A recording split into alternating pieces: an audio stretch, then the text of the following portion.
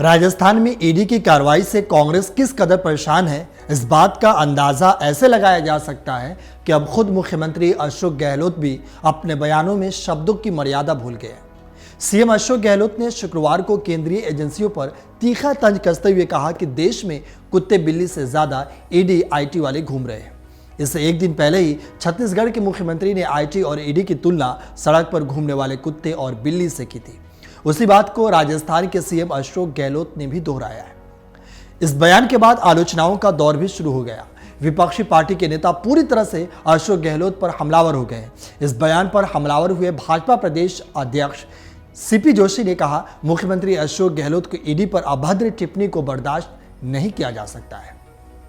प्रवर्तन निदेशालय यानी ईडी की कार्रवाई से परेशान मुख्यमंत्री अशोक गहलोत ने कहा कि अगले महीने में 5 राज्यों में चुनाव होने वाले हैं, जिसकी वजह से भ्रष्टाचार के अलग अलग मामलों को लेकर अलग अलग राज्यों में ईडी की छापेमारी की जा रही है। उन्होंने आगे कहा कि ईडी के बारे में इस तरह की टिप्पणी की जा रही है क्योंकि ये रोज तंग कर रहे हैं, तो मुख्यमंत्री क्या करेगा। इसलिए हमने कहा कि लोकतंत्र खतरे में है और संविधान की धज्जियां उड़ाई जा रही है। मुख्यमंत्री अशोक गहलोत ने मीडिया से बातचीत में कहा कि एक मुख्यमंत्री को कहना पड़ा है कि ईडी देश में कुत्तों से ज्यादा घूम रही है। इससे बड़ा दुर्भाग्य क्या हो सकता है। सीएम ने एजेंसियों से कहा कि आप एक राजनीतिक हथियार बनकर रह गए हो, केवल विपक्षियों के पास जाते हो। सीएम गहलोत ने प्रधानमंत्री नरेंद्र मोदी पर निशाना साधते हुए कहा कि आप समझ नहीं रहे हो, देश के अंदर आपकी उल्टी गिनती शुरू हो गई है।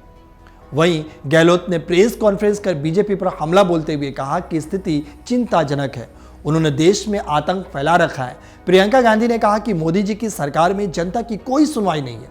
पार्टी अध्यक्ष मल्लिकार्जुन खड़गे ने ट्वीट कर कहा, चुनाव आते ही ईडी, सीबीआई, आईटी आदि भाजपा के असली पन्ना प्रमुख बन जाते हैं।